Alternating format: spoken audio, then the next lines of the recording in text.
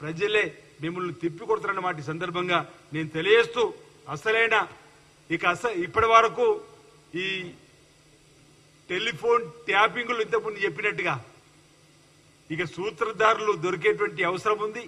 అసలైన సూత్రధారులు దొరికేటువంటి సందర్భం ఈరోజు ఇక్కడ నేను ఒక మాట అంటున్నా.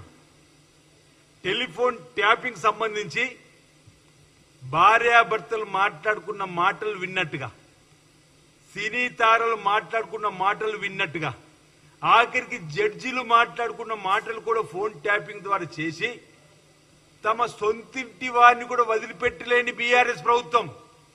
మీ మంటల మీ మాట కవిత ఇప్పుడు ఎమ్మెల్సీ గారు కూడా మా ఫోన్ కూడా ట్యాపింగ్ అన్నట్టు జరిగింది అనేటువంటి మాట అంటుంటే ఇక మీరు ఎవరిని విశ్వసిస్తారని చెప్పని అంటున్నా. మీరు ఎవరిని విశ్వసిస్తారని చెప్పంటున్నా. సొంత కుటుంబంలో ఉన్నటువంటి వారినే మీరు ఈరోజు విడిచిపెట్టకుండా టెలిఫోన్ ట్యాపింగ్ చేసిన మీరా మాకు నీతులు చెప్పేదంటున్నా. మీరా మీ మకిలి మాకు కంటించేదంటున్నా.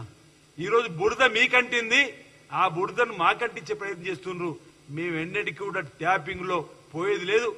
నిన్నటి రోజు మా ముఖ్యమంత్రి రేవంత్ రెడ్డి గారు కూడా చెప్పిండు, ఆ టెలిఫోన్ ట్యాపింగ్ వల్ల దిగజారిపోయి కింద పడ్డటువంటి మీ నైజాన్ని కూడా చెప్పిన సందర్భాన్ని ఈ సందర్భంగా మీకు గుర్తు చేస్తూ ఈరోజు మీ దొంగ బుద్ధులు మాకు అసలే లేవు, మాకు అసలే అక్కర్లేదన్న మాట ఈ సందర్భం చెప్తూ మాకు అగత్యం పట్టలేదు, టెలిఫోన్ ట్యాపింగ్ చేయవలసినటువంటి అవసరం లేదన్న మాట కూడా ఈ సందర్భంగా నేను తెలియజేస్తూ ఇంతకుముందు నేను అన్నా మా ముఖ్యమంత్రి గారు దమ్మున్నోడు అని చెప్పని, ఎవరైనా ప్రత్యక్షంగా ఎదుర్కొంటాడని చెప్పని. ఈరోజు ఆ విధంగా రాజకీయం చేయాలి తప్ప దొంగచాటుగా ఈరోజు ఒకరి మాటలు విని దానికి అనుగుణంగా రాజకీయాలు చేసినటువంటి అవసరం మాకు లేదన్నమాట సందర్భంగా నేను తెలియజేస్తూ రాబో రోజుల్లో ఈ బీఆర్ఎస్ పార్టీకి ఒక భయం పట్టుకున్నది.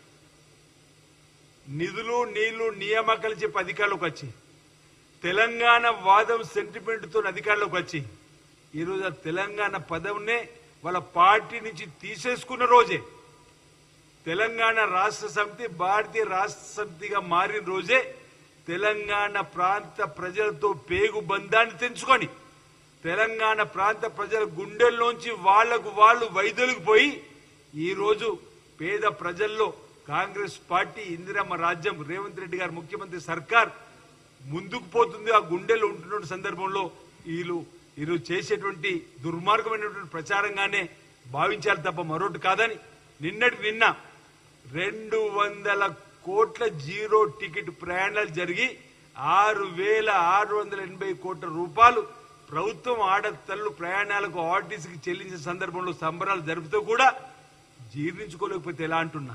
ఆనాడు ఆర్టీసీ బస్సులు ఆడతల్ల ఉచిత ప్రయాణం అంటే ఈరోజు ఆడతల్లులపైన అనుచిత వ్యాఖ్యలు, ప్రభుత్వం పైన అనుచిత వ్యాఖ్యలు.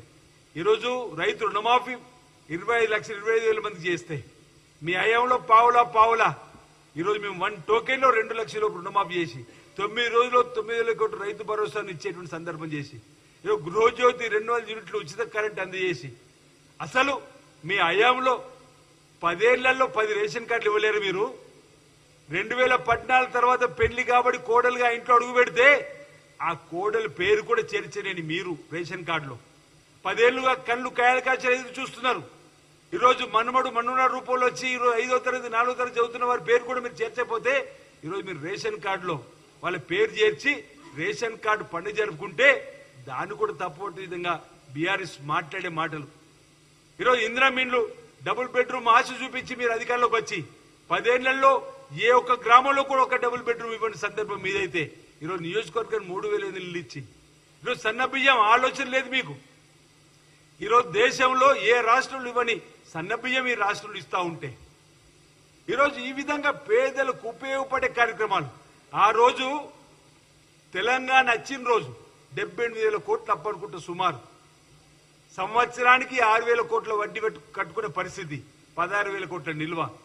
కేసీఆర్ అనేక సందర్భాలు ఉన్నాడు మన ధనిక రాష్ట్రం అని, కానీ ఈరోజు అప్పుల రాష్ట్రం చేసిపోతే 8 లక్షల కోట్ల అప్పుకు ఆనాడు ఏటా 6,000 కోట్లు కట్టే వడ్డీ రోజు నెలకు 6,000 కోట్లు కట్టే పరిస్థితి ఉన్నా ఈరోజు పాత ప్రభుత్వం ఉన్న ఏ స్కీమ్ రద్దు చేయకుండా కొత్తగా ఇన్ని స్కీములు రన్ చేసుకుంటూ ముందుకు పోతున్న ఈ ప్రభుత్వాన్ని అభినందించాల్సింది పోయి అసెంబ్లీ నడిస్తే ప్రతిపక్ష నాయకుడు రాడు, అసెంబ్లీ నడుస్తూ ఉంటే ఇచ్చిన సమయాన్ని ఈ ప్రభుత్వాన్ని శాపనార్థాలు పెట్టడానికి కోసం చేసే ప్రయత్నం తప్ప ఈ ఒక్క సూచన చేయని సందర్భం లేదు.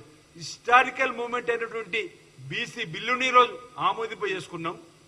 ఎస్సీ కేటగిరీకి సంబంధించినటువంటి బిల్లును ఆమోదింప చేసుకున్నాం. భూభారతి బిల్లును ఆమోదింప చేసుకున్నాం. ఈ విధంగా అనేక ప్రజలకు ఉపయోగపడే కార్యక్రమం చేస్తే ప్రతిపక్ష నేత రాడు, సభలో పాల్గొనడు, చర్చలో పాల్గొనడు. ఈ విధంగా ఈరోజు బీఆర్ఎస్ పార్టీ తీరు కనిపిస్తా ఉంది. ఏదేమైనా ఈరోజు ప్రజలకు ఇచ్చిన హామీల్ని అమలు చేసి మేము ముందుకు పోతాం. ఈరోజు ఫోన్ ట్యాపింగ్ సంబంధించిన అంశంలో ఇవాళ కంటిన్యూ మకిలి దొంగే దొంగ దొంగ అన్నట్టుగా ఉన్నటువంటి సందర్భం ఏదైతుందో ఇది ప్రజలు గమనిస్తున్నారు. ప్రజలు వారి యొక్క తీరుతను చూస్తారు. ఈ టెలిఫోన్ ట్యాపింగ్ విచారణలో సూత్రధారులు, పాత్రధారులు ఎవరైనా చట్టం తప్పనిసరిగా వారిని శిక్షిస్తుంది. ఇక రాబో రోజుల్లో ఇంకా మేలైనటువంటి పరిపాలన అందిస్తూ ఈ ప్రభుత్వం ముందుకు పోతుందని చెప్పి సందర్భంగా తెలియజేస్తా ఉన్నాం.